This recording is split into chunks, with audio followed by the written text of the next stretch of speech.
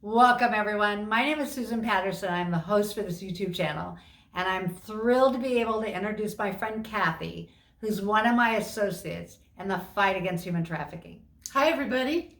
Kathy participated in a program with her church where she took into her home victims of sex trafficking that were referred to her church by law enforcement until the church was able to find a program for those victims with a nonprofit.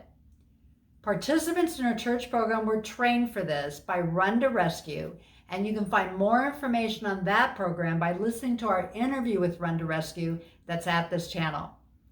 After listening to their stories, Kathy created this video of true short stories for the anti-human trafficking conferences that her church hosts.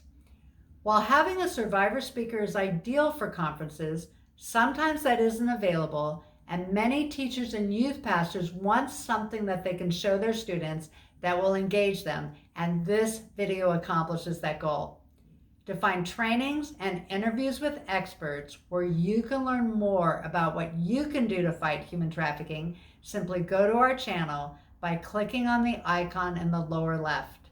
Without further ado, let's begin. Okay. Imagine running down a dark country road in the middle of the night with a 6-foot ditch on one side, cracked pavement on the other, and you're running in a tiny little outfit and these. You keep running. You have no idea where you're running to, but it's not as important as what you're running from. Take off the shoes. The pavement hurts less. You just keep running. The road lights up. There's a car coming. You could use a ride. They slow down. You lean in. Their jaws drop. Their eyes get real big at the side of your black eye and the blood all over your face from the broken nose that your pimp gave you for not making quota that night. Quota was 10 guys, 10 customers. You got 6. It was a slow night. Who was this guy? It's a guy you trusted, a guy you met on a legitimate dating site. On the 3rd date, he distracted you at this nice restaurant, dropped the date rape drug in your water. You passed out, which wasn't his plan, and you ended up in the ER. Sitting there right next to your bedside as a concerned boyfriend, and he leans over and he says, "You're coming with me or I'll kill your family." You have to go with him. You're trafficked for a year and a half and severely beaten for your escape attempts. Or imagine being a brilliant young man in a Middle Eastern country. Your dream is to be an engineer. You apply for a scholarship. There's a college in America that wants you. They offer you a scholarship and plane fare. You hug all your family goodbye. You get on the plane. You get there. They pick you up in this really fancy car. You go to an office building. You go to the 9th floor. There's a cot in the office. They say, "Take a nap. You must be tired." You're not quite sure why you need to take a nap. It's daytime. They wake you up in the middle of the night, and you're to clean that entire 9th floor with the supplies that they just gave you and be done by daybreak. This happens night after night after night. You don't quite have the vocabulary to ask why, what's going on, but you see other people being beaten if the floor isn't done perfectly. Imagine sneaking out of the security gate of a hillside mansion.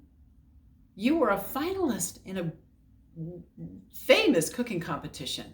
Someone came up to you and said, "We have a chef position in a luxury resort. Too good to be true, but let's try it." You were so excited. You get on a plane, they pick you up. You get to this pot farm and a brothel. It's an international brothel. You're in a bunker with 6 other women. Your job is to create new edibles, and then you're trafficked to major cities where the sex for trafficking is a high price. You run down the hill to a local bar. You borrow a cell phone and you call a number that you know somebody could come help you.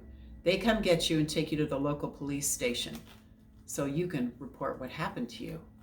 Imagine being sold by your family from the age of 11 to the age of 16. You look around, you see other teenagers, and you want a normal life, so you run. Dad's a pimp, mom's one of his girls.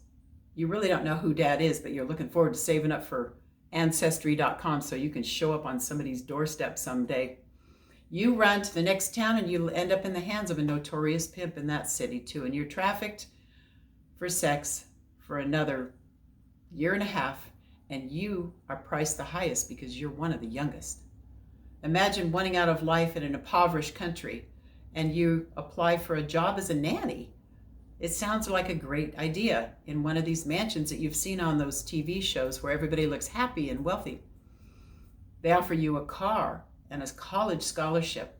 You hug your parents, you get on the plane, you're picked up in a nice car, and you're driven to a mansion where you are a domestic servant. You take care of this child, this disabled child. You learn English from the Disney Channel watching with this child. And one day you just run and you find somebody that can help you.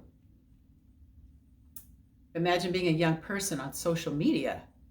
You're an athlete. There's a recruiter on. He's seen your videos that you put on your social media.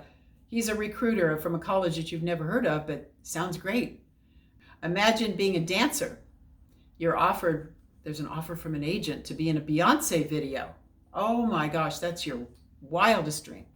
Imagine being lonely or bullied or having family stress and bearing your soul on social media and somebody writing you a message and says, "You're beautiful. I'll take care of you. Come meet with me. I love you."